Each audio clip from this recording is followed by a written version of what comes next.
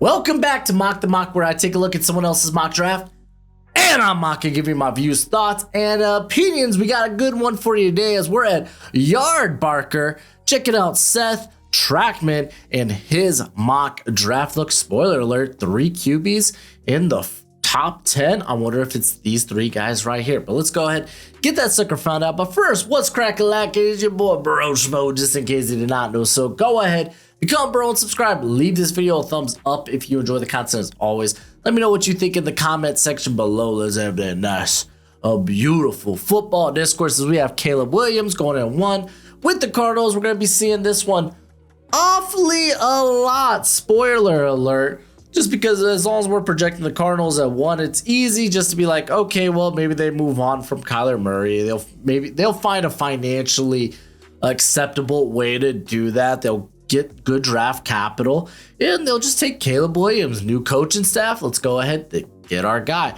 So the other side will say, well, they made Kyler Murray a team captain and he will be back sometime this year. And we're just too financially invested in him to really do anything about it. If anything, we should take that first overall pick and get a king's ransom for it. To which I would say, I don't think you're wrong either. I think both are viable options. And you know what? I mean, we could argue it until the cows come home. We won't really know until, well, the end of the season when we know who's going to be picking first.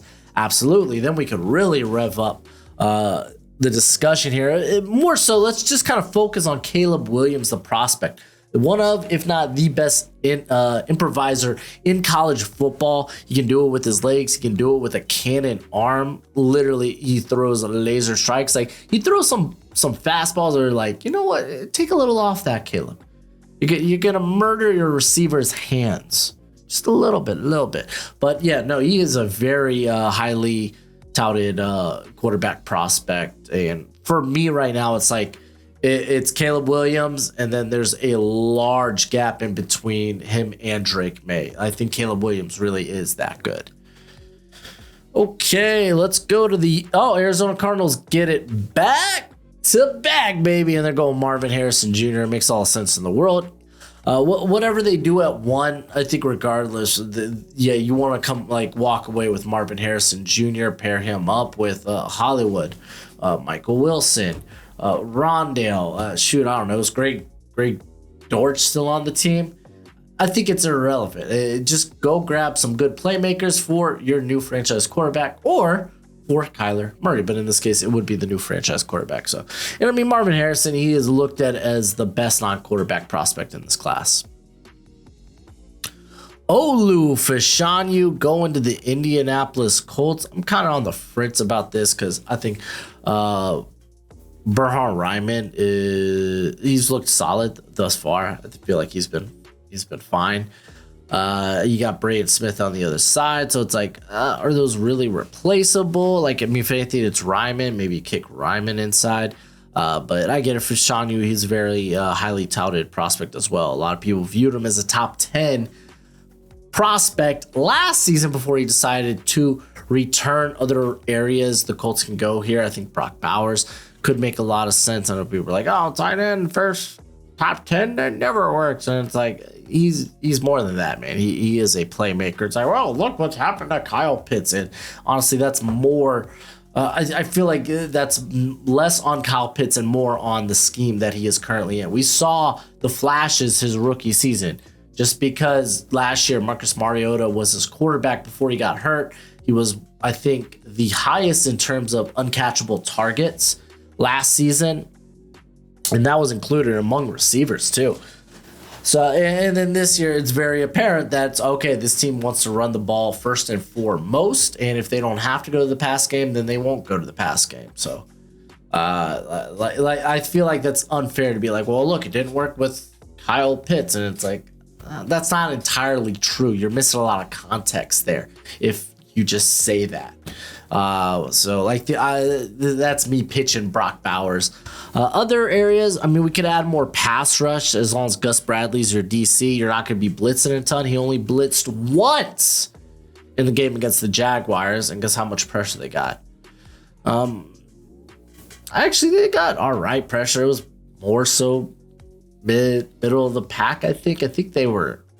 Oh, maybe it was definitely like bottom half of the league, but it might have been around that 20 range. But regardless, like I'm not a big Gus Bradley guy. I think he's mediocre, which honestly is fine compared to some of the DCs around the NFL.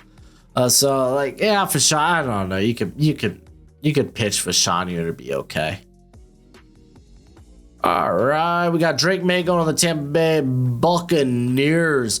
Baker Mayfield's more of a bridge option. Makes sense to go after your quarterback in the future, especially with the playmakers that you have and how good your defense is.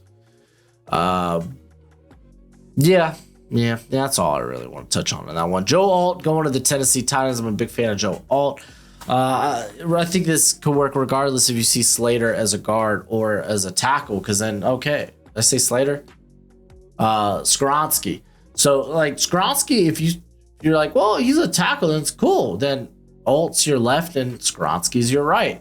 What about Nicholas Petit-Frere? He was all right as a rookie, but nothing special. And you could get, I honestly thought Nicholas Petit-Frere was going to start guard or like at the beginning of his career. So you could move him to guard. Andre Dillard played guard for the Eagles. I know you signed him to be that left tackle, but I mean, I know the run game is important to this team. I know pass protection is important to this team. If you're trying to get the most you can get out of your players, then you need to be willing to move some of these guys around, especially these guys that have had guard experience or maybe project better as guards. If you want to get a guy like Joe Alt, I think Joe Alt's right up there with, well, actually, I have him ahead of Olu Fashanu, but for me, it's kind of like a 1A, 1B situation with, as I bring up like Georgia's Armarius Mims, I think he could get into this conversation as well. The Washington Commanders take Quinn Ewers. I'm not guessing. If you're picking in the top 10, then you're probably looking at your 5th round quarterback like, we could probably shoot for the moon on our 1st rounder.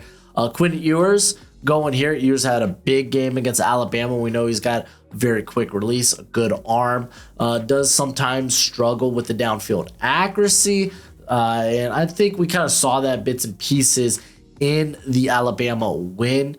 He looks, though, more poised under pressure. You like to see that. And I definitely think for me, he was a 1st rounder going into this season. I think he's only helped his stock. Okay, we got the Atlanta Falcons going with Jared Verse. So I added more pass rush. I know there's 3 quarterbacks off the board, but golly, man, I'd want to try to move on from Desmond Ridder, maybe bring someone in via free agency. But I can't see you grabbing anyone that would really, like, yeah, you might find a suitable replacement for Ridder or someone to challenge Ridder, but you're not finding that next guy. So, like, I don't know if I'm the Falcons. I kind of want to maybe take a shot here, but I get it. Jared Verse, great talent. Add him to that pass rush, and you're just feeling really good about that defense. Dallas Turner going to the Steelers. They already signed Alex Highsmith to a big deal. They got TJ Watt there. I don't really think they need a player like Turner. I really don't. Turner hasn't had like a big start to the season, especially against Texas. So him being here he was a little undersized, but you don't worry too much about his power. Like I said, you don't worry too much about it. But he's freaking explosive, and I really wish he did produce in that Texas game. So I don't know about top 10. I mean, you're still taking this guy in the 1st round, but I feel like he's more of this mid to late 1st round guy. Wow, they got the Steelers up here high. Side note.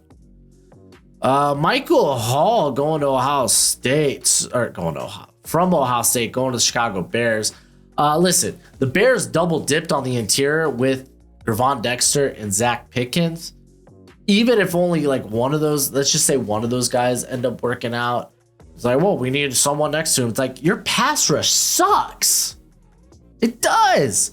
Like, I like Michael Hall, but there's some like physical limitations in terms of his arm length and his size that I don't think he's gonna be taken this early. Like, I think you could probably make a great case for him as a 1st rounder, but in the top 10, I don't think you can. I really don't think you can. If I'm the Bears, I'm looking for an edge guy anyway. Brock Bowers. Wow, forgot he was on the board. Going to the Rams here. That's a great pickup. Like Tyler Higbee is like fine, but nothing special. Just added more weapons to the arsenal of Matthew Stafford. I like it. I like it a lot. I think Brock Bowers is a top 10 guy. Easy. New England Patriots take J.C. Latham. He's not the next guy up for me. He had actually a decent outing against Texas. I get it. Guys with his length and his size, he's just a wet dream for an offensive line coach, but not the most technically sound guy, at least in the run game. I think he's still putting it together, and maybe, I don't know, man. Maybe someone you can't start early, or else you're gonna get like this Trevor Penning situation. I don't know, man. I won't take him this early, especially with Mims still on the board. Chicago Bears back up. They go with another corner. I need to read the explanation of this one. Give me a sec. It doesn't have much of one. The Bears have several impressive youngsters in the secondary, but could still use help at cornerback. They got Kyler Gordon in the slot, Tyreek Stevenson, and then Jalen Johnson, unless they plan on moving on from Johnson. So it's like, this is a lot of investment in the secondary, which I'm not against it. It's just, I don't know. There's some wide receivers here that I'm willing to be like, let's get some weapons for Justin Fields. You even make a case to get offensive line help for Justin Fields. I know it's just one game with Braxton Jones, but still, you might get a little concerned. I think he's going to be fine, so maybe not tackle, but wide receiver most definitely. I do love Kool-Aid, though. Specifically, grape Kool-Aid. Kalen Keene, so we're seeing back-to-back corners. Raiders absolutely need a corner. Ja'Cory Bennett came out and didn't have like the best game, but for a fourth rounder, did not look like he was overwhelmed by the moment. They have Marcus Peters there, but that ain't nothing special. So going in and getting another corner, I think is okay. All right, we have Seahawks going with JT Tuimoloau. At Ohio State, a guy with all the length, the tools. They're just oozing, but you want to see more production from him. Now he's in a full-time role this year, and let's see what we can get out of him. I think the dude does have first-round ability. The dude's a former 5-star, so absolutely, he just kind of needs to get the technical aspect of the game down a little bit more, whether it comes from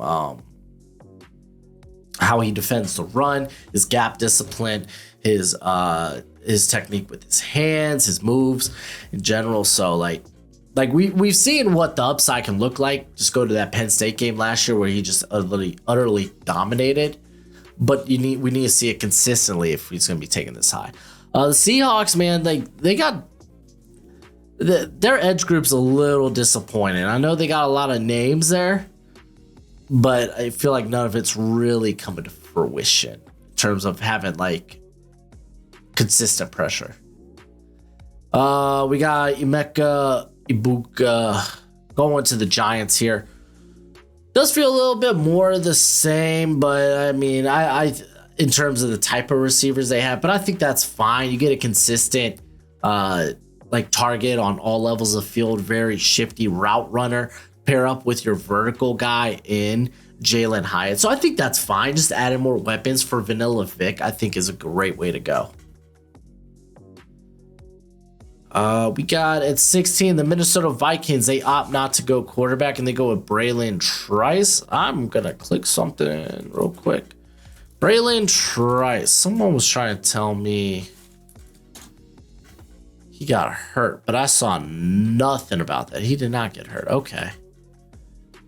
Okay, that did have me worried for a second. Braylon Trice, he had like the highest pass rush win rate last year, I think. It was either him or Liatu Latu.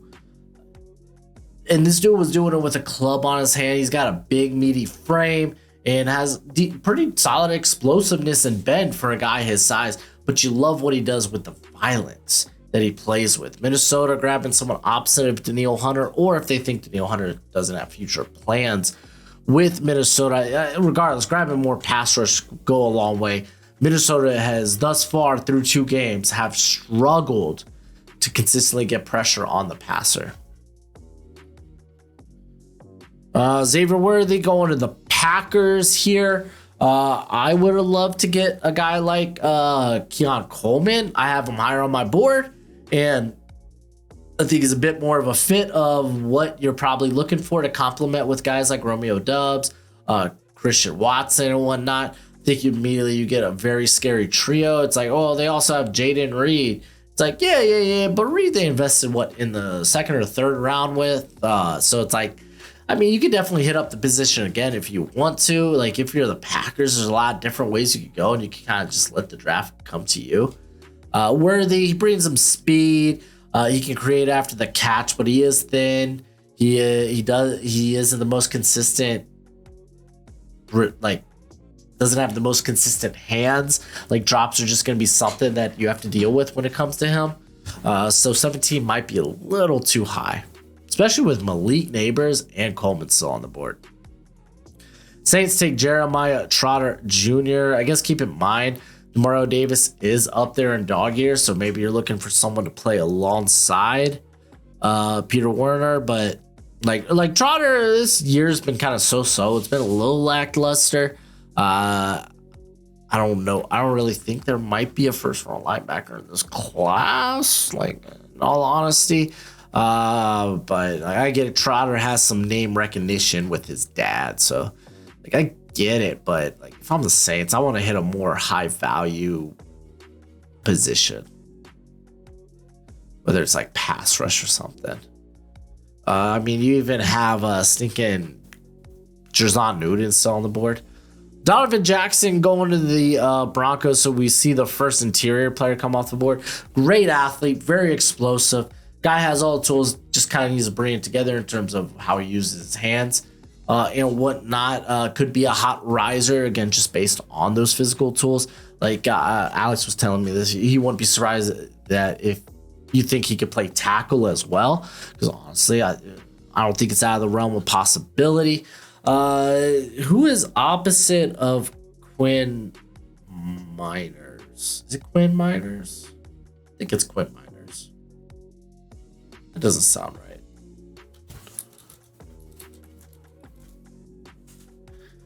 Yeah, it is Miners. Okay, Quinn Miners. Got that right. I thought I may have gotten it wrong. Who is opposite of him? They got Lloyd Cushenberry there at center. Oh, they brought in Ben Powers. They don't need a guard. Okay. Kamari Lassiter going to the Houston Texans because apparently they need more help at corner. Really, I would think they would love to get a penetrator, a 3-tech penetrator like a Jerzon Newton. I mean, D'Amico Ryans. I mean, this is what came from the Niners, man. He loves having depth along that defensive line. He loves having guys that can just win and get after. Like, keep in mind, man, this was a San Fran team that didn't blitz a lot. They won with stunts. So I think Jerzon Newton would kind of be the obvious decision here. Not another corner on the outside because they have Derek Stingley. Steve Nelson's playing well for him, but I don't think he's like a long-term option there. Looking at what else they got here. I mean, they brought in Shaquille Griffin, but that ain't much of anything. Tavir Thomas is more of a slot, so I guess you can if you move on from Nelson after this season. So sure, potentially, perhaps.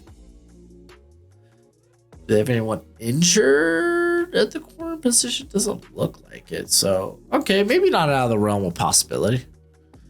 What the hell? I love KJ Jefferson. Going to my Miami Dolphins?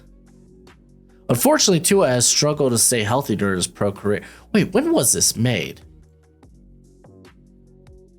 This was updated 13 hours ago. What the flip? So you saw Tua play Sunday. We're getting a little out of hand here. Jefferson is set to wrap up a great career at Arkansas after producing as their starter over the last 2 years. He's a big quarterback with the ability to run over defensive players, and he's done it with over 600 yards rushing the last 2 seasons, but Jefferson almost completed over 67% of his passes in consecutive years. That's the thing, man. Like, he's also working a very like friendly, like RPO heavy system. It's screens, slants, a lot of quick game, and then just hitting the deep ball. So it's like there's not a lot of translatable intermediate passing game there. I mean, again, it's kind of an easy read. You got 1 to 2 reads and you're kind of done, and it's kind of built around his legs, and he's just this tank. So it's like I don't think he'd be a first round guy because he is a bit older. He is kind of built like a Anthony Richardson, but he doesn't have like that speed. Like, he's not slow by any means, but he's not like 4.45, you know? So seeing him in the first round is interesting, and I'm reacting more to that because like Dolphins grabbing a quarterback right now. Unless Tua, like, he ends up getting hurt in the next few weeks, it's kind of laughable. Los Angeles Chargers take Jack Sawyer, who, hey, he is finally playing edge full time for Ohio State. So I don't mind it. I think this is high for him right now. We are kind of early in the draft, very early in the draft process. But first couple of games, I don't think he's been like stupid impressive, and that's against Indiana and Youngstown State.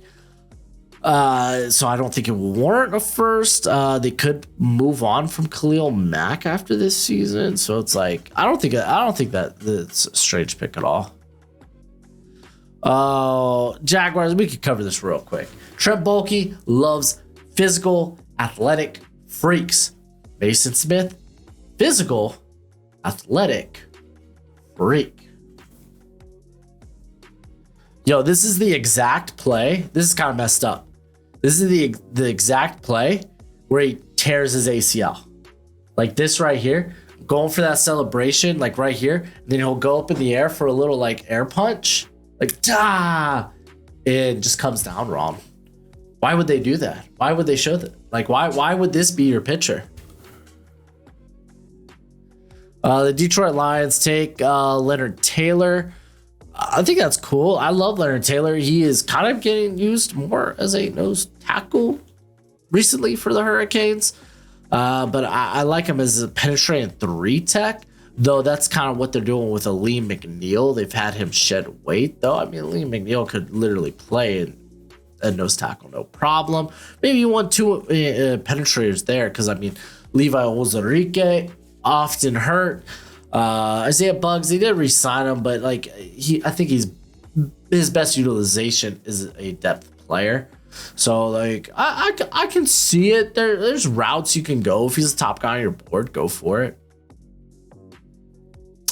Denzel Burke going to the Ravens. They do need cornerback help. He is a press man corner that can play in that quarters match scheme that McDonald has them playing. They do need more depth. They have Marlon Humphrey. They brought in, who did they bring in? Oh, golly, I can't think because it's not Brandon Stevens is now the backup. Why? I'm gonna literally look at this and I'm just gonna smack myself in the head. Oh, they brought in Ronald Darby. Oh, Rocky Sin. Oh, but Rocky Sin being the guy on the bench on Ronald Darby. So you're looking for a long-term solution. Okay, that does make a little bit of sense. Oh, Darius Washington playing in the slot. Who called it? Just out here saying it. Then again, I didn't look at the snap totals specifically from week 1. So I'm kind of curious who was the lead getter there for Baltimore in the slot. I really do hope it wasn't Mallet. No, okay, it was Washington, and he had a good game. Good. I liked Darius Washington coming out. I just knew he was undersized and not the most athletic guy. Packers get a steal here. I mean, Drazon Newton staring you in the face. You kind of take him here at 26. Utter steal. A versatile body type, similar to what they have in Lucas Van Ness. You can move both these guys around the line. Hurricanes, Zion Nelson. I don't know if he can work himself back up into the first round favor. I love seeing his name here, but I don't know if he can work himself back into being a first rounder. Absolutely, could probably be a day 2. It's just I feel like this tackle class, it gets a little meaty and maybe too meaty for Zion Nelson, who's a great athlete. Man, I'm trying to think. So someone was like, man, Tyler Smith profiles better as a guard. So like, yeah, we need to find still our left tackle of the future. Like Tyler Smith played exceptionally well his rookie year at tackle. I say you keep him at tackle. Bengals go Johnny Wilson. I just did this in my mock. You kind of treat him as a receiver. Irv Smith, you can't really trust that guy's health. T. Higgins is also a free agent, so you could keep him on the outside. So cheap replacement potentially for T. Higgins. Drops have been an issue. I don't think he's the most natural ball catcher, but he's got incredible, like crazy catch radius. Crazy. So, like, I don't know, man, get him on the jug machine.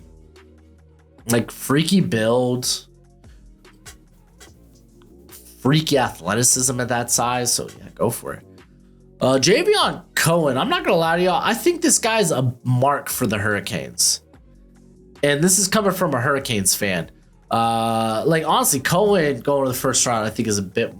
I can buy that more than a Zion Nelson, but honestly, the Miami offensive line is playing well this season. To be fair, Texas A&M's really been their only big matchup, but I think the Niners are pretty satisfied with their guards. They like Aaron Banks and Spencer Burford. It will be a work in progress. Not to say that Banks isn't, but those two guys are really good run blockers that need to develop as pass protectors. So you're probably looking for a right tackle. Granted, McKivitz had to take on TJ Watt. But let's see how the rest of the year pans out. But I can't imagine it working out well. You'll probably feel like you still upgrade the right tackle position. Andrew Makuba coming here to the Bills. Versatile safety that can play probably anywhere in the defensive backfield. So you might really like that type of versatility. I think Sean McDermott would love that type of versatility. He's gotten very creative with his safeties and his corners when it comes to his scheme and whatnot. So getting a guy that can fly around the field like that might be all for it. I think this is a little early. It's a very deep safety class. So like there's going to be a lot of good players on day 2 you can get. All right. Jack Nelson. All right. I'm going to have to call Mulligan. Not Mulligan, but I haven't watched Jack Nelson. You know, it feels like he's been around forever and just now he's getting to start. But I haven't watched him. I couldn't give you my honest opinion on him. And they got him going to the Eagles, which they already feel like they have a lot of talent on that offensive line. Landon Dickerson, you got Jordan Mailata, Lane Johnson. They have Jason Kelsey, but he might be retiring soon. The Cam Jurgens, who a lot of people think might be the heir apparent to Kelsey. They have Tyler Steen, who they're developing currently. So it's like, it feels like a bit much. And then Cooper DeJean going to the Chiefs. This could work out with the L'Jarius Sneed being a free agent. Maybe you're looking for that guy that can play really well around the line of scrimmage. Is a sure tackler, hits hard, especially on your 3rd and 1s. That's typical. Like the 3rd and shorts, they love bringing L'Jarius Sneed into the slot and having him just rush off the edge. So perhaps, I mean, this is great value nonetheless, but this was a very interesting mock draft. But that's it for the video. Go ahead, do the YouTube thing. Remember, we're doing our watch alongs all this weekend. We got college football on Saturday, Sunday night football on Sunday, and then Monday, guess what? Monday night football. It's a doubleheader. We're only doing the Pittsburgh Browns game, but I will have actually both games on, but the one you'll see on my screen, or at least following with the game cast, will be the Browns, Steelers. But again, that's it for the video. Go ahead, do the YouTube thing as always. Until next time, you be easy, my friends. Later.